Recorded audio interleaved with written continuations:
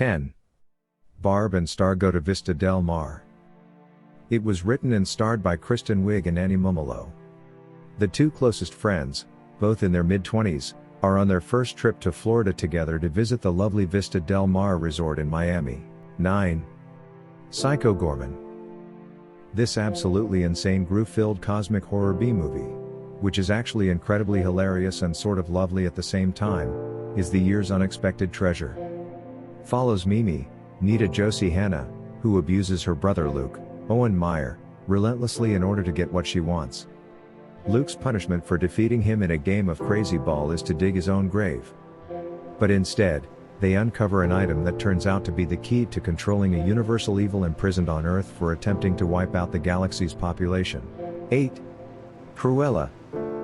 Vivienne Westwood-esque punk rock designer Emma Stone stars in this London set comedy, which on theory serves as a precursor to 101 Dalmatians.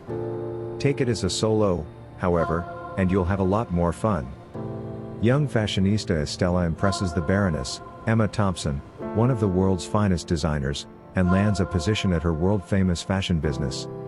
As a result of her discovery of a terrible truth from her own history, Estella transforms into her outlandish alter ego Cruella and sets out to ruin the Baroness by out-fashioning her at every chance.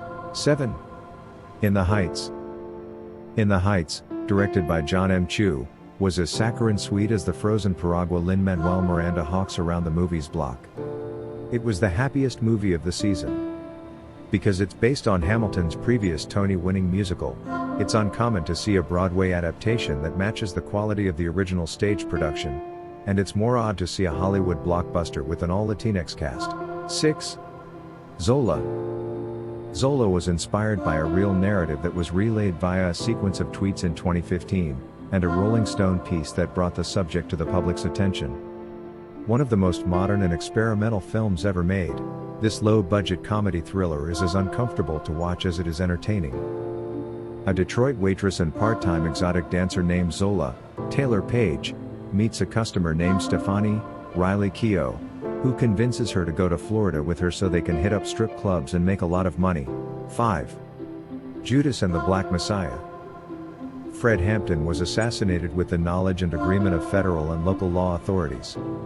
The fact that Judas and the Black Messiah made this widely known is enough to warrant consideration. To be fair, the fact that the film is so grippingly told by Shaka King makes it one of the most gripping crime dramas in recent memory, even though it focuses on the FBI's illegal COINTELPRO program as the principal criminal element. 4. Pig. What if someone went to a Pig screening thinking they were going to see a Nicolas Cage ripoff of John Wick? And I love to imagine what they said to one another when they were done. Certainly on paper, Michael Sarnowski's Pig sounds like it's in the same ballpark. In the film, Cage portrays a recluse living in self-exile from his old life when ruffians abduct his pet, Truffle Pig. Then he descends the mountain, eager to re-engage with the old methods of doing things. 3. The Suicide Squad. For once, the marketing didn't play games with us. James Gunn is a brilliant writer-director, and we now get to watch him unleash his genius on a superhero movie.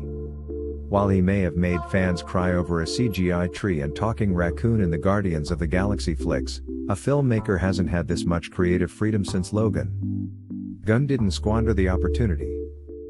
In many ways, The Suicide Squad is a throwback to the 1960s capers its filmmaker grew up with, but with a dirty and demented sensibility.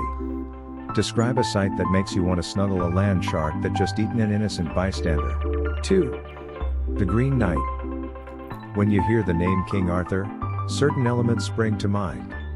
It's one of those classic properties which have been adapted, exploited, and parodied with killer rabbits ad nauseum. Even so, it's safe to say you've never seen the lore become as foreboding and startling as this. Reimagined through the gaze of writer-director David Lowery, the 14th century poem Sir Gawain and the Green Knight at last takes on a trippy and witchy connotation.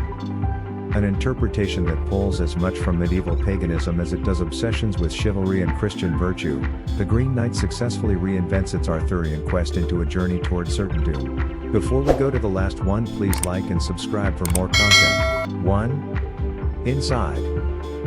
Bo Burnham's Inside, possibly the best work of art to come out of 2020's tribulations, was never intended to be a film. As its months-long development progressed, it began to take on a more cinematic and experimental tone, with a dismal undertone. As a result, it is an excellent distillation of the way in which the boundaries between all media are merging into that dreaded word, content.